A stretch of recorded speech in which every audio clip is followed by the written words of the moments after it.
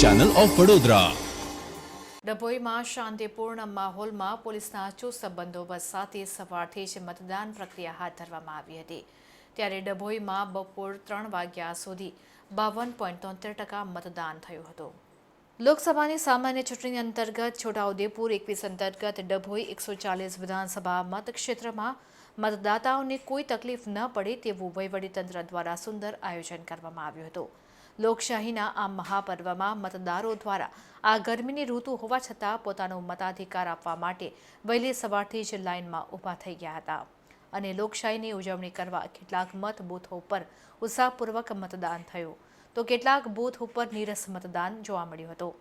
મળતી માહિતી મુજબ બપોરના 3 વાગ્યા સુધી સમગ્ર ડભોઈ વિધાનસભા મત વિસ્તારમાં 52.73% મતદાન થયું હતું।